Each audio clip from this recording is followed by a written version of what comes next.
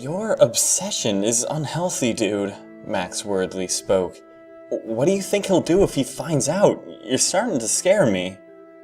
Maybe he'll realize that he's ruining our lives, I snapped, before hearing myself and dropping my tone in embarrassment.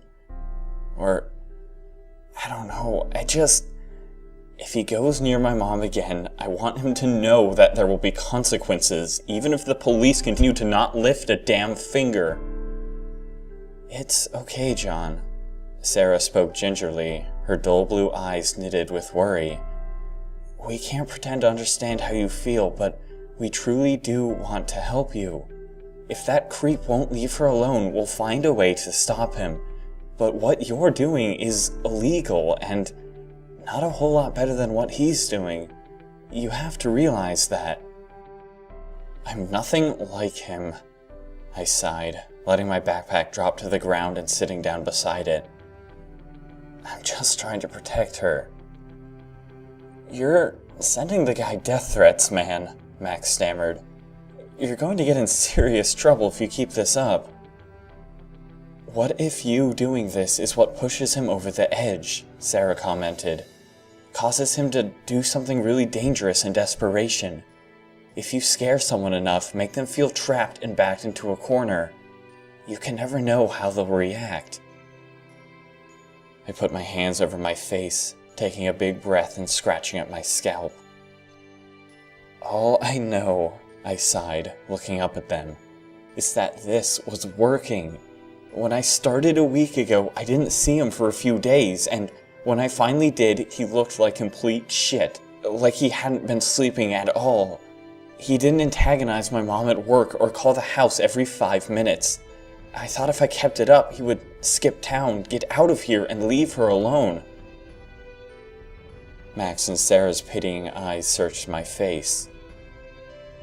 But then, I spoke, feeling my fists clench. Last night, he called over 27 times. I had to disconnect the damn phone line. His messages weren't the same old thing. Drunken slurs about how sorry he was, no. This time, he clearly stated, "Thank you so much for finally listening to me. I can't wait to see you again." I didn't even need to listen to all of the messages. They were all the same thing, repeated over and over. I'm so happy, I can't wait to see you again. It's gotten worse. My mom has no idea what he's talking about. She's scared half to death. He's become delusional. He's clearly not getting the message. I have to do more. Or maybe it's getting worse, Sarah spoke softly, because of what you're doing. If the police aren't enforcing Marcus's restraining order, we just need to make them realize how bad it is. You should be documenting and recording his calls and activities, not doing what you're doing. He's figured a way around it, I hissed. The police are trying their best, but they just can't do what needs to be done. I know you guys think you know what's best, but change only happens when something horrible enough happens to warrant it. I won't let it get to that point. This ends here. I won't let him take another step in our direction. Sarah's eyes flashed to Max in worry, and he reciprocated the gesture before putting out his hands towards me. We're coming with you then, he spoke nervously. Dude, excuse us, but if you don't realize how sociopathic you sound right now, we can't let you do this on your own. You might do something unforgivable without realizing the consequences before it's too late. Jesus, Max, I breathed, standing back up and heaving my backpack onto my shoulders. I'm not going to freaking kill him, if that's what you mean. You know that. I'm honestly not so sure anymore, Max cringed. Are you hearing yourself? You guys are not coming with me, I stated coldly, before looking at them with softer eyes. Listen, I continued sorrowfully. I'm sorry I'm putting you guys through all of this. This isn't your fight, and I'm not being a good friend at all. I get that. You guys don't deserve this shit. Just, please, let me do this one thing. If it doesn't work, I promise I'll look for another avenue. I'll listen to whatever you have to say. Just, Please, this is all I can do to sleep at night." They looked at each other before their faces contorted in discomfort and they seemed unable to speak. "Thanks," I grinned awkwardly, walking towards the door. "Thank you guys so much. I promise this will all be over soon. We can go back to normal." "Just wait a damn minute," Sarah hissed, inexplicably angry. "We never agreed to anything. All problems with the law aside, you are not going to this guy's house alone. Are you insane?" "They found another one just yesterday," Max agreed, walking towards me. "A body. John, he was just a few blocks from school." "I know," I sighed. "I heard it on the news." "Then why?" Sarah spoke, wringing her hands together. "John, you and your sister are all your mother has left. Why go do something as reckless as going into the city alone at night with a serial killer breathing on the neck of this town?" "I wouldn't be a target," I spoke. "You guys read the report, same as I did. The killer isn't just randomly picking off passerbys. There's a trend. Even if we're not sure what it is yet, my chances of being the next victim are the same whether or not I do this." "How can you even say that?" Sarah snapped. "I want to slap you, John. What if your sister heard you saying this shit? Stop pretending you don't care. Everyone is scared enough to know that you're faking it.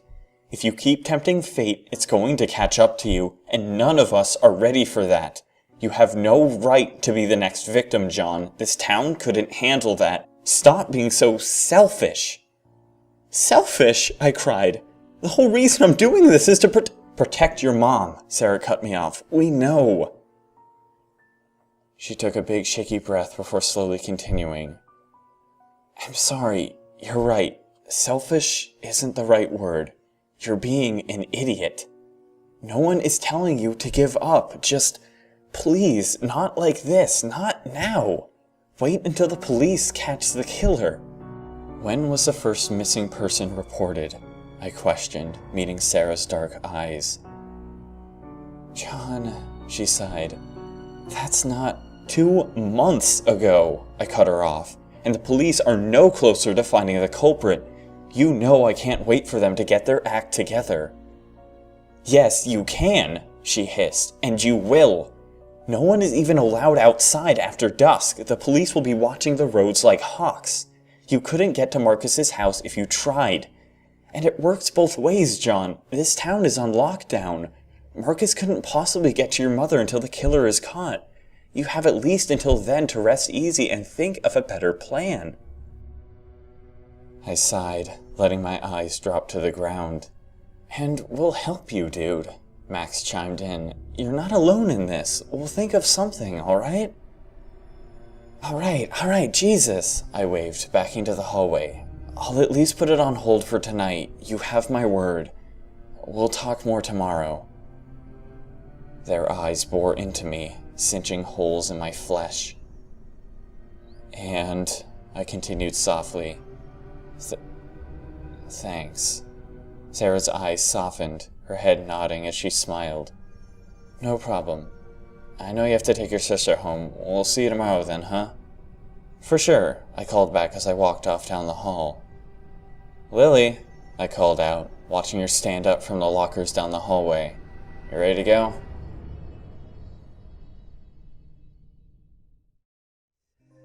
The gravel crunched softly underfoot, the moon lighting my path a dim, sickly yellow, tainted by the foul smog in the air.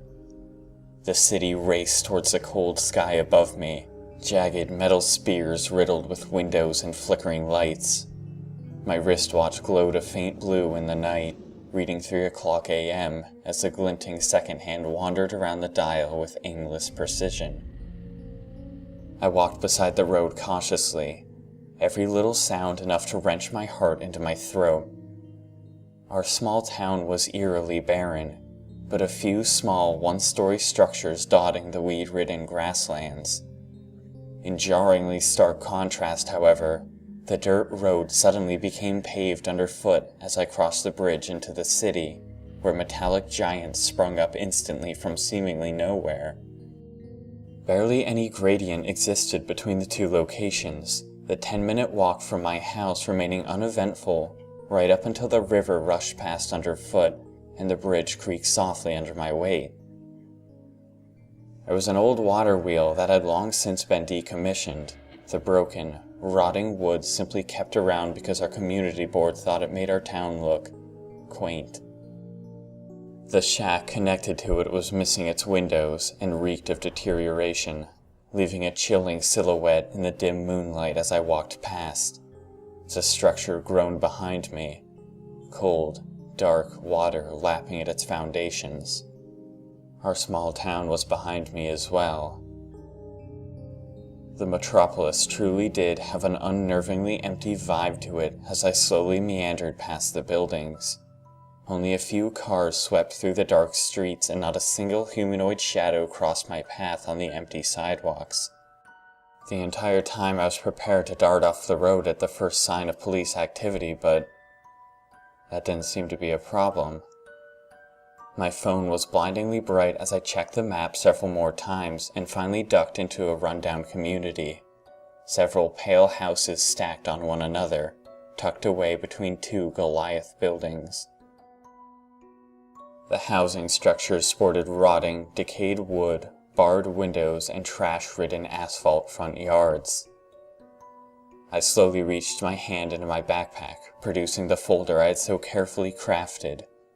In it were details about the serial killer, keeping the city so scared stiff. Every one of the past abductions and killings, as well as some less than subtle, fabricated clues suggesting that Marcus was the next victim. In combination with the past anonymous threats from me, and with enough luck, I could hopefully convince Marcus that he was, in fact, the next target. My idea to piggyback off the very real killer to scare Marcus away was hardly an original idea. My sister had actually been the one to suggest it in passing. She would have been horrified to learn that I was actually running with it and would never in her life have allowed me to do it, which is why I was glad she was at a friend's house. That was the true reason I had been so adamant about following through with this tonight. It was the only time I could slip out of the house without her noticing. I halted instantly as a faint shuffling sound was heard overhead. My legs froze solid and my pulse stopped cold, my hands gripping the metal railings of the staircase for balance. Was he still awake at this hour? I would have to wait longer. I scanned the city horizon. Everything was dim and cloudy, the structures like poorly integrated Tetris blocks in the darkness. More shuffling overhead. My body again went rigid before dropping to the ground of the staircase in panic as the floor outside his apartment shook lightly. A heavy figure slowly encroached from the shadows. Its face was hidden from view by a large, raggedy yellow hood with fur trim. Who was this? It walked so heavily and wore such a large baggy coat that it looked to be a large man, but I could see its actual limbs showing through the raggedy fabric of the coat, and they were skin and bone, skinny and malnourished to a sickening degree. Suddenly, a horrid choking sound coughed up from the figure as it doubled over and its voice cracked like an old FM radio switching channels, almost as if experiencing feedback interference from a microphone. The ear-piercing sound was incredibly quiet, yet high-pitched enough to nearly make me cover my ears in pain. Then a voice, quiet and faint, unintelligible from my position. The figure quickly wiped its sleeve across its face before spitting a large glob of something against the ground. I heard Marcus shout in excitement from inside, but as he went to swing the door open, the figure grabbed the handle hard and slammed the door back closed angrily. The figure muttered something, its voice hissing. Shuffling inside was heard before all of the inside light cut to black with a flick. He then proceeded to turn the outside lights off as well, plunging the world into darkness. Marcus tried the door again. The figure let it slowly open this time, and Marcus's arms instantly wrapped around it as he hugged it tightly. He laughed uncontrollably, tears streaming down his face as he spoke out. Did you mean all of those things? You know how much I love you. Of course, it's a yes. Where are we going? The figure said nothing, just instantly jumped up from its heels and pressed its face against his. His eyes went wide before closing in the embrace as his arms tightened around the figure. After a second or so, the figure pulled back and adjusted its hood. It was only now that I realized how short it was, barely reaching up to his chest. The figure then turned in my direction, and my heart surged with panic, my limbs scrambling back as I rapidly descended the stairs as fast as I could without making a sound. Watching them pass by from around the corner of the structure a minute later, my pulse was beginning to pound harder, cold sweat shaking my limbs as I noticed the short figure was leaving behind some sort of liquid as it continuously spit.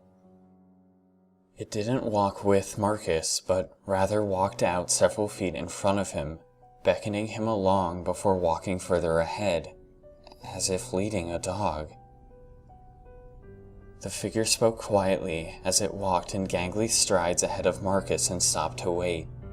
It looked to still be speaking to him, but I could only hear half of the conversation. But why? Marcus spoke louder, suddenly slowing his walk. Babe, who cares what they think?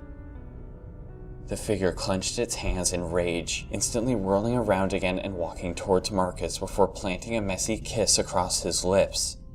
This time, the interaction was much less dignified, and by the time the figure pulled away, Marcus coughed violently several times. I watched some of the same dark sludge the figure had spat out earlier slosh to the ground as he curled over and nearly vomited. He staggered lightly before placing his hands against his stomach and taking several deep breaths.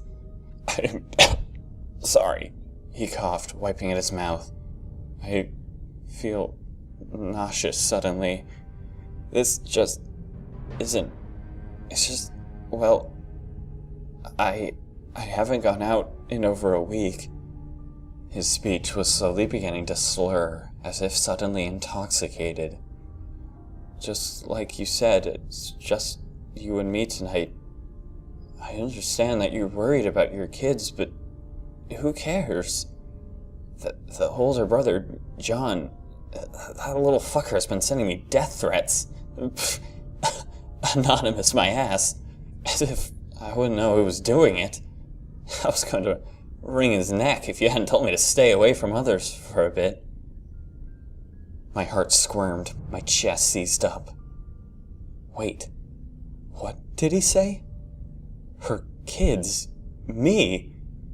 Surely the figure in the coat wasn't... The figure gnashed out something, growing impatient. Well, it's just... Marcus sighed, rubbing the back of his neck. I was kinda hoping we could maybe go to your house. Is Lily home now? It would be nice to do something with her, or as a family, or something. The figure stopped cold, its hands splaying out as my own heart stopped in horror. Lily, my sister? Lily, the figure hissed, taking a step back, its voice finally raised enough to be barely audible. It's not that. Marcus coughed, growing unstable as a light black sludge began to dribble from his mouth alongside traces of bile. The figure just stood on its heels again, locking mouths with him before wrenching him to the ground. The truth! It hissed through an inexplicably foul voice, like it were distorted through a broken speaker. Its baggy coat fluttered as it stood over Marcus. Marcus vomited violently, his eyes clenching closed as he writhed in panic and clutched at his mouth, trying to keep the substance in as he spat ungodly amounts onto the pavement beside him. Marcus choked, his speech more slurred than ever as his eyes opened slowly, unable to focus on anything. I was planning on using you to get to her. That's the truth. Sorry, babe. My teeth gritted, pure disgust shaking my heart as my hands clenched at the pavement. Fuck you! The figure gnashed suddenly, before its voice finally was unable to be contained by the horrific static, and it cracked like a teenage boy's before finally returning into clear focus. And just who do you think I am? It spoke in a voice that made my eyes widen in horror. My sister. Lily? Marcus coughed before curling into a shivering ball and beginning to writhe on the floor like he was possessed. Yeah, you fucking creep, my sister hissed, beginning to panic. And if you don't come with me right now, you won't like the outcome of our little date. Marcus had become incoherent as his body twitched further, a sudden, horrible stench reaching me as his eyes bulged wide like marbles and white foam began to permeate the cusp of his mouth. He began to scream. No sooner did the strangled yelp escape his mouth than the figure scrambled forwards, a small black knife flashing in the night as she hacked her palm against its throat. The screaming was instantly cut to nothing. His blood speckled the ground in violent bursts from his raggedly pumping heart, the stench becoming unbearably foul as I realized his blood was far lighter than it should have been, both in terms of color and texture. Brilliant red as it sloshed out onto the street like flakes of snow. The figure stood above his body, her hands twitching angrily at her sides. She didn't move for some time, except to steal glances behind her to make sure no one had heard the mangled scream. Suddenly, however, I watched another blade flick down from the figure's coat as she braced it with her palm. She kicked Marcus's head violently, cursing loudly before stabbing into his skull in rage. You fucking pedophiliac piece of shit! The figure screamed in my sister's voice. My limbs were cold and stagnant, so entirely unsure of what to do that they did nothing at all, even as the figure turned towards me and stopped. I was entirely obscured by shadows and debris. I was certain that, even in broad daylight, anyone would have had a hard time spotting me. And yet, the figure looked to have clearly seen me. I didn't move, nor did it. This stalemate continued for a long enough time that my eyes had adjusted enough to nearly make out what was under the hood. That's when it bolted, its heels digging into the pavement as it scrambled away at a blinding speed. I stood instantly, just catching a glimpse of it as it scurried on all fours around the side of a building. A sudden beam of light swept over the corpse and I heard a man speak into a radio, footsteps beginning to run towards the body. I scrambled backwards into the alleyway, hearing more police cars pull up to the location. My fucking god! An officer cried, closing in on the body. What the hell is that stench? Don't tell me. Another officer replied. Call into the station. We've got another one, don't we? More mumbling was heard, becoming further incoherent as I cringed further into the shadows, watching a flashlight beam sweep over my hiding spot, lingering for a second or two. Undeniably, a man mumbled. Deoxidized bloodstream slashed across the throat. This marks victim number 4. Do a search of the area, call in backup. Get me an ID on this guy. I took off running.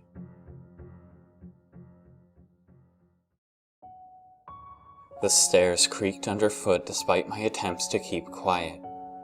I was nearly to my room by the time I realized that a black form was watching me from the center of the living room.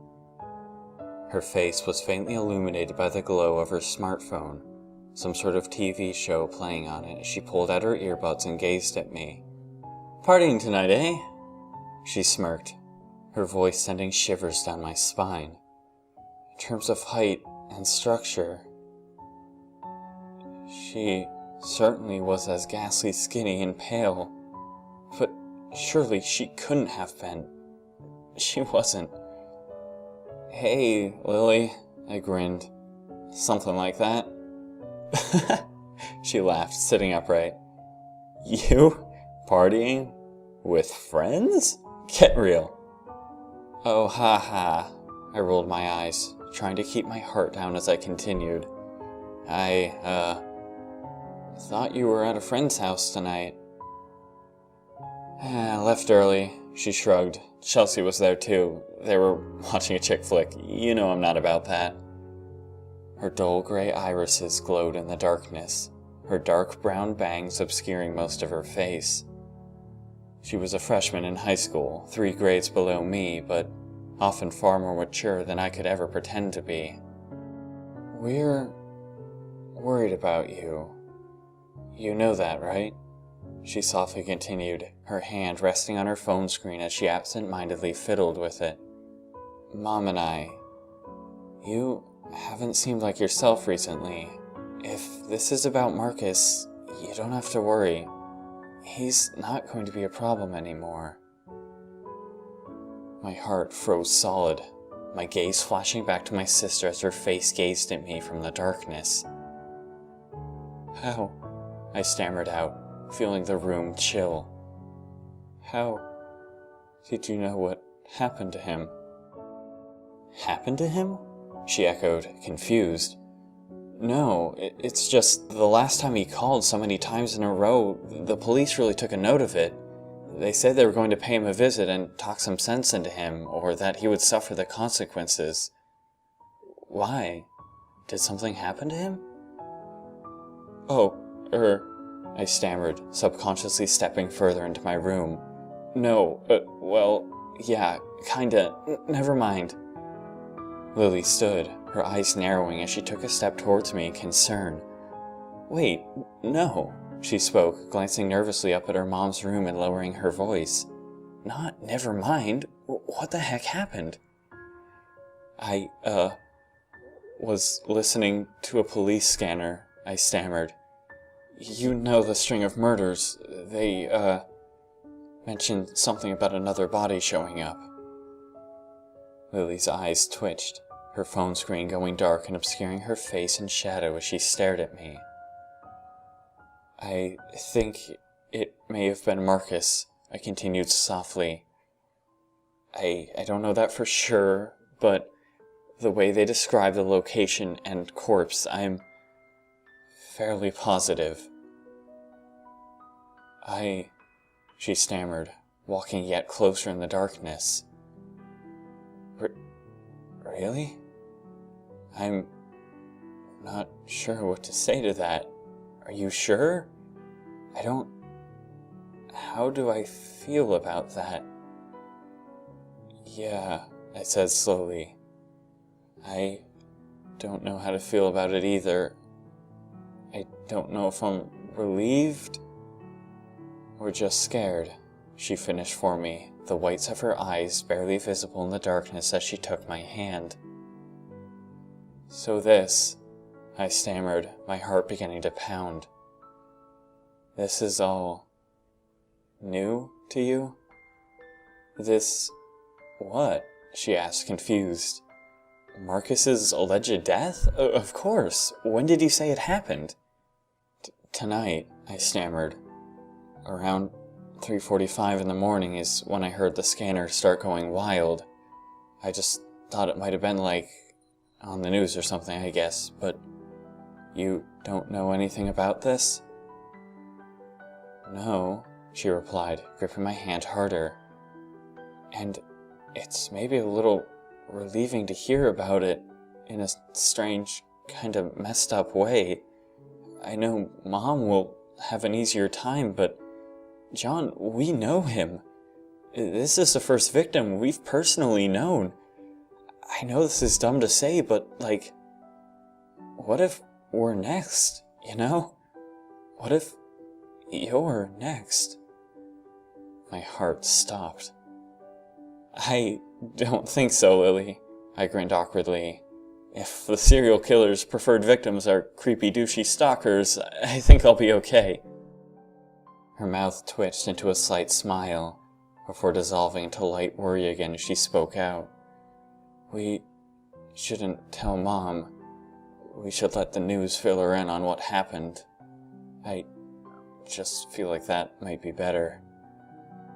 I nodded softly in agreement, taking a big breath and trying to hide the fact that I was straining to keep my breathing steady as Lily's hands gripped mine. Well, I laughed, turning around and letting go of her hands. I guess it's bedtime for me. Don't stay up too much later watching whatever show you're so invested in. You know I don't waste time like that, she grinned. It's called research. For, the paper due at the end of the week. Some of us actually care a little about school. Oh, sorry, I chuckled. Guess I mistook you for a normal person for a moment. Won't happen again. Go to bed, serial killer bait, she jabbed. According to you, the more of an ass you are, the more of a target you are. Keep it up, bro. See what happens. I left the door to her room open as I plopped down on my bed. My heart was convulsing like mad, my hands sweaty and cold as I gazed out into the living room, watching my sister's dark shadow flicker against the far wall.